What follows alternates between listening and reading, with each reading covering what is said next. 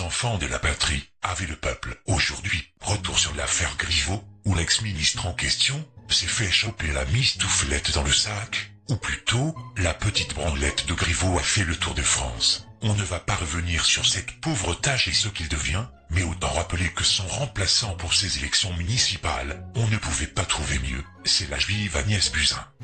Génial. Pourtant, elle a été très claire 48 heures auparavant.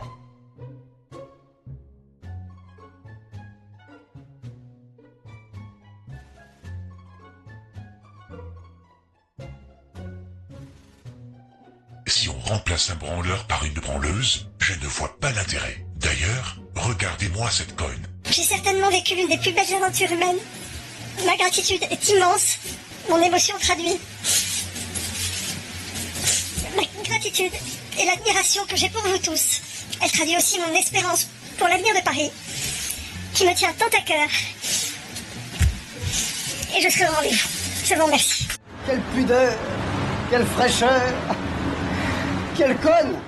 C'est gras, sans retenue, ça veut tirer la larme, c'est moche, et hors de la véritable souffrance des Français qui n'ont plus de larmes, ou les yeux borgnes pour pleurer, c'est à gerber. Agnès Buzyn, c'est quoi? Réforme des retraites, la crise sanitaire du coronavirus, l'hôpital public en pleine crise, la loi dépendance dont elle avait la charge, etc.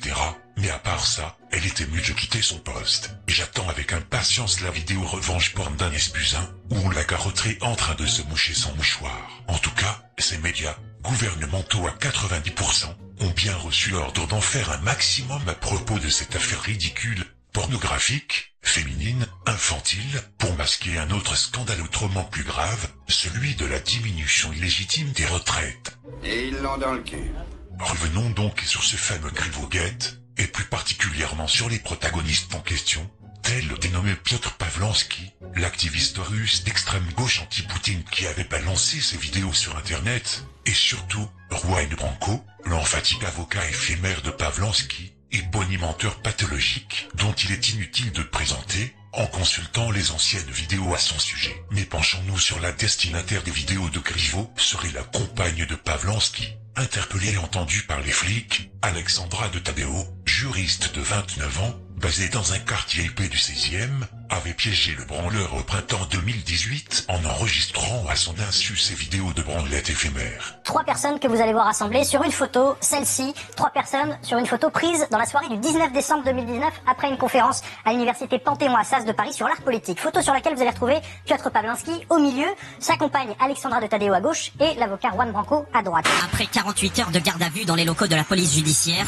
Piotr Pawlowski et Alexandra de Taddeo vont être présentés à la justice demain en vue d'une possible mise en examen. Prenons d'abord le premier homme, Piotr Pawlowski. C'est lui qui a mis en ligne les vidéos privées de Benjamin Griveaux. C'est un artiste russe d'une trentaine d'années. Il est connu pour ses performances assez chocs. On parle d'automutilation, une oreille coupée, les lèvres cousues ou encore les testicules cloués sur la place rouge. C'était à Moscou. Tout ça pour protester contre le régime de Vladimir Poutine.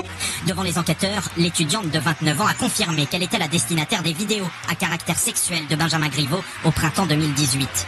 Elle reconnaît les avoir enregistrés, mais ni avoir participé à leur diffusion. Ce qui lui a valu le statut de réfugié politique en France. Piotr Pawlowski avait déjà eu affaire à la justice. Vous voyez sur ces images, c'était suite à une affaire qui a eu lieu en 2017, l'incendie de la façade de la Banque de France à Paris. Et ça lui a valu une condamnation par la justice à 1 an de prison. Aujourd'hui, ses parents s'interrogent. Soit elle est inconsciente, soit elle s'est fait manipuler.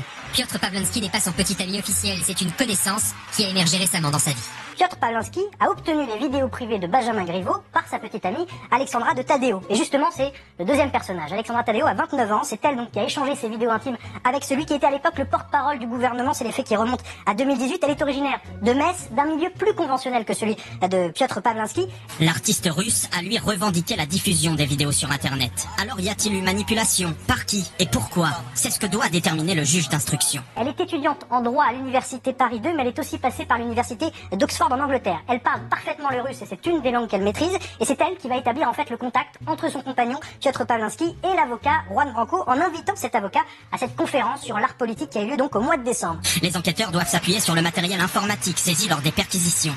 Ils s'interrogent aussi sur le rôle éventuel joué par Juan Branco.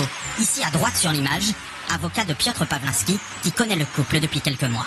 Et c'est cette rencontre entre Piotr Pawlinski et Juan Branco qui va être décisive. Juan Branco a le même âge que la compagne de Piotr Pawlinski, 29 ans. Vous l'avez vu avec Maxime Nicole parce qu'il s'est fait connaître comme le défenseur notamment de ce personnage, de cette figure des Gilets jaunes. Mais il a aussi écrit ce livre, Crépuscule, c'était en 2019, livre qui dénonce les liens entre Emmanuel Macron et les fortunes françaises. Monsieur Pawlinski m'a bien indiqué son intention et m'a bien indiqué ce qu'il souhaitait faire et comment il souhaitait faire.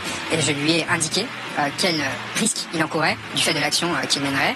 Et j'ai essayé de le conseiller sur la stratégie de défense pénale qu'il aurait à adopter dans cette perspective. Dans ce livre, Juan Branco s'en prend aussi à Benjamin Griveaux, Il souligne son parcours, ses liens avec Dominique Strauss-Kahn à l'époque, et puis il s'en prend aussi aux avantages et aux salaires que pouvait avoir le porte-parole du gouvernement à l'époque. En accord avec lui, le bâtonnier de Paris a ouvert aujourd'hui une enquête déontologique pour déterminer si Juan Branco peut continuer à assurer la défense de Piotr Pawlinski. Juan Branco va passer la soirée du Nouvel An avec le couple Pawlinski de Tadeo avant que le contact ne soit réactivé un peu plus tard. En fait, au début de ce mois de février, quand Piotr Pawlinski va vouloir montrer ces fameuses vidéos à cet avocat, et notons d'ailleurs qu'à un moment donné, Juan Branco s'est dit être l'avocat de Piotr Pawlinski, mais il a été dessaisi finalement de l'affaire. Non, alors il y a eu deux avocates, donc il y a Dominique Minkov qui était son avocate historique, et là il y a maître Canu Bernard auquel j'avais recommandé Piotr Pawlinski, moi, parce que je ne voulais pas le défendre dans l'affaire du 31 décembre. Vous savez, cette rixe qu'il y a eu, pour lequel il a été arrêté. C'est vous qui mettez en relation Piotr Pawlinski et maître Bien Canu sûr, Bernard ? c'est moi qui le fais à travers maître Raphaël Kemp pour une seule raison, je ne pouvais pas assister Piotr Pawlinski sur cette affaire parce que j'étais témoin. Revenons au couple précisément, que lui est-il reproché ? Eh bien, Benjamin Griveaux a porté plainte samedi, porté plainte pour atteinte à l'intimité de la vie privée. À la suite de ça, le parquet de Paris a ouvert une enquête préliminaire et surtout il y a eu la mise en garde à vue de Piotr Pawlinski et de sa compagne Alexandra de Tadeo pour atteinte à l'intimité de la vie privée, mais aussi diffusion sans l'accord de la personne d'images à caractère sexuel. Parce qu'il faut juste le rappeler, Piotr Pawlinski a d'abord été arrêté samedi pour des faits d'agression qui auraient eu lieu dans la nuit du réveillon. Et cette affaire, elle a eu lieu à un réveillon à votre initiative, puisque vous étiez l'organisateur de ce réveillon avec votre compagne. Et à partir de ce Vous y moment-là... participiez? C'est pas vous qui avez invité Piotr Pawlinski? Non, j'ai invité Piotr Pawlinski, mais j'ai le droit d'inviter les personnes avec qui j'ai passé le Nouvel An. Un participant, Vous l'avez abordé et on vient de l'apprendre, les gardes à vue ont été levés, ils ont été déférés devant la justice et en fait une information judiciaire sera ouverte demain. Vous avez aussi abordé le comportement en garde à vue. Piotr Pawlinski, lui, n'a rien dit, n'a pas voulu coopérer. Par contre, sa compagne, elle a été beaucoup plus causante. Elle a notamment accepté la perquisition de son appartement qui est situé dans le 16e arrondissement à Paris. Elle a clamé son innocence, c'est important, elle reconnaît la liaison avec Benjamin Griveaux, mais elle nie être à l'origine d'avoir fourni ces vidéos. Elle va donc être mise en examen, elle est donc présumée innocente, ça c'est évident, et elle va devoir être présente pour participer à l'instruction en répondant aux questions du juge, puisqu'elle n'a pas répondu, donc elle va être reconvoquée, et en apportant des éléments d'information, et puis on verra au fur et à mesure ce qu'il en est de son implication.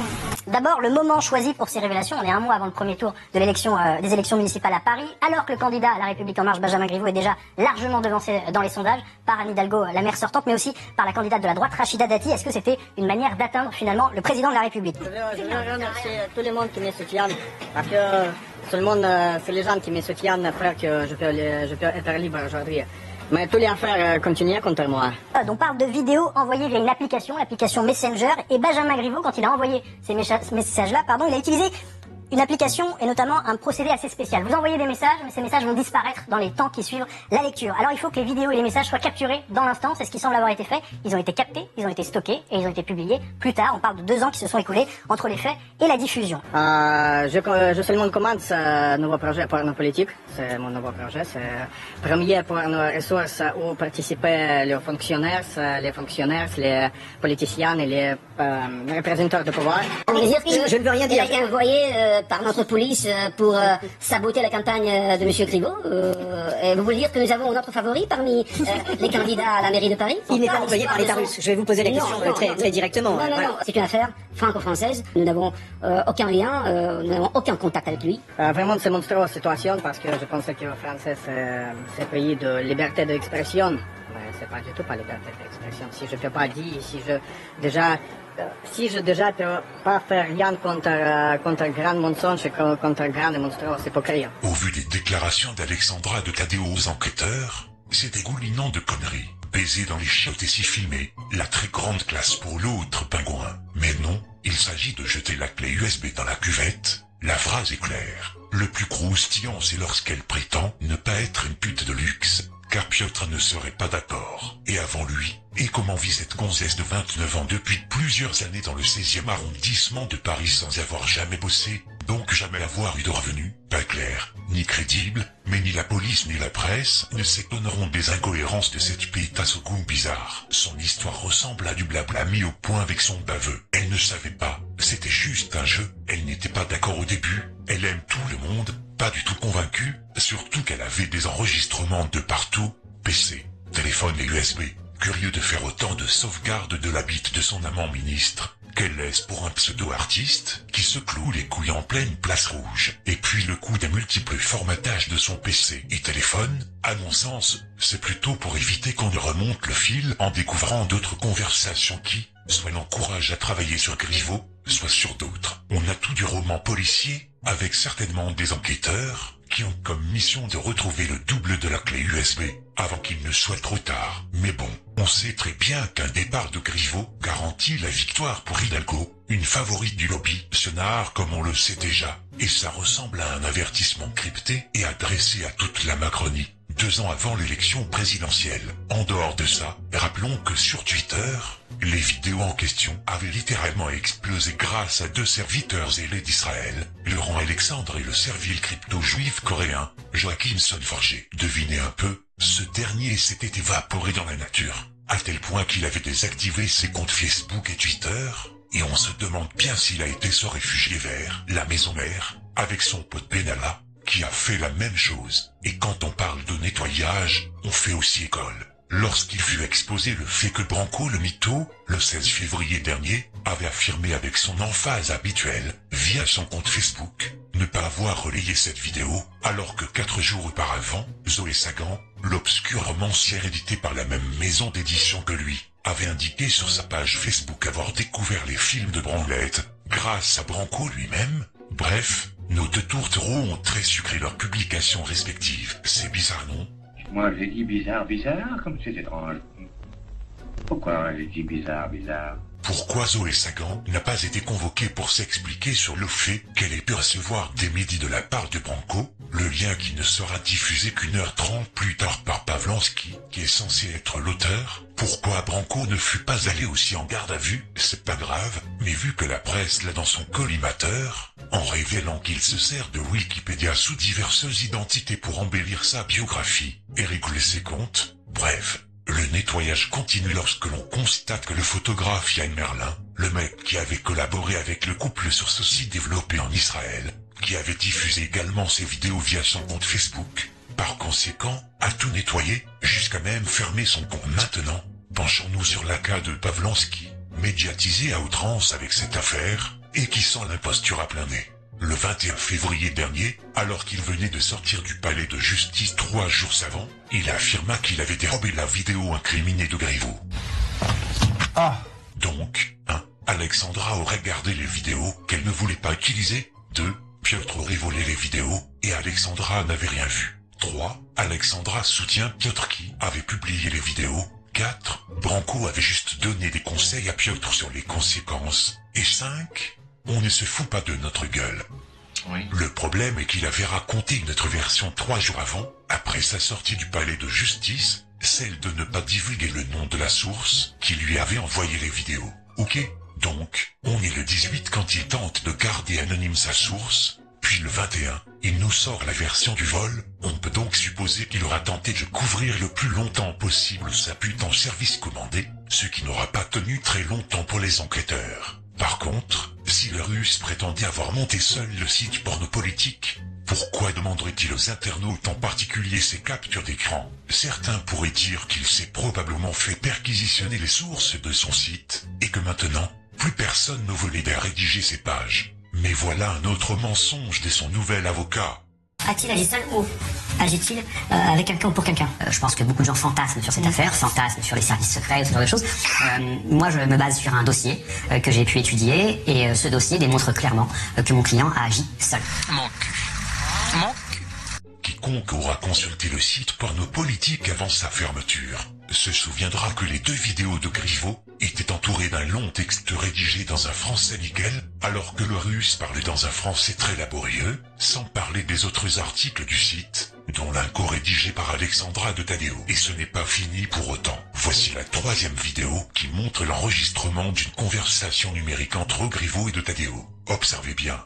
Les ongles sont soignés, les mains laissent apparaître des veines proéminentes et, fugacement, quelques rougeurs sur les doigts. La paume gauche en serre un smartphone. Le pouce droit fait défiler une conversation privée sur Instagram, datée du 18 mai 2018, entre le branleur en chef et une gonzesse qu'on devine être Alexandra de Taddeo. Dans le reflet de l'appareil, on distingue, l'espace d'un instant, les traits de Pavlansky, pommette lourde, son pif épaté, et le même type de bonnet sombre qu'il portait lors de son interpellation. Surtout, l'effet miroir du téléphone permet de discerner, dans le coin droit, une forme rectangulaire au bout arrondi. Il s'agit probablement d'un autre smartphone. Le problème suivant, le russe, dont les deux mains sont prises, n'a pu filmer lui-même. La vidéo suggère qu'il était accompagné d'un complice. Très fort. Et on pense tout de suite à Branco le mégalomane, qui, entre-temps, et on a l'occasion de le rappeler, toujours dans les bons coups, et pas remis de son interview par Apolline de Malherbe, avait manipulé ses lecteurs, en affirmant que le château des parents de cette dernière aurait été rénové sur les fonds du loto du patrimoine, bottant en touche à Marianne concernant cette troisième vidéo. Afin de nier toute implication, l'étau se resserre lorsque Paris Match déterre un extrait de vidéo très embarrassant, où ce taré, le 27 juillet 2019, s'en prenait des chats directement à Griveaux. Et il faut aujourd'hui que l'on pense à la nécessaire maturité qui s'impose à nous, à un moment où la Macronie est en train de solidifier son pouvoir et d'imposer sa structuration oligarchique et n'attend qu'une chose, c'est de tout rafler lors des municipales.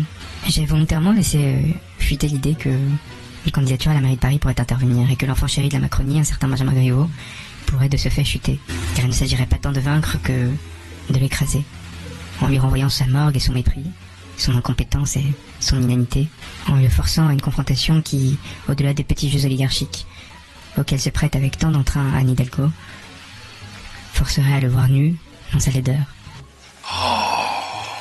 Alors qu'il connaissait depuis quelques mois le couple en question, non seulement il s'est pris pour le colonel Kurtz, mais Branco risquerait d'être mis en examen pour chantage. Mais voilà, le juif Hanouna le rapplique sur son plateau poubelle, afin que ce petit révolutionnaire en papier mâché puisse saisir l'occasion de se blanchir laborieusement, de beauté en touche, et surtout, nier même l'évidente existence d'un complice. Affaire à suivre. Abonnez-vous en masse sur cette chaîne tout en n'oubliant pas de valider la petite cloche, partagez au maximum sur Facebook et Twitter, et réfugiez-vous sur VK, le Facebook russe, ainsi que sur Discord. Tout va bien dans le meilleur des mondes, d'autres déclarations suivront. À très bientôt.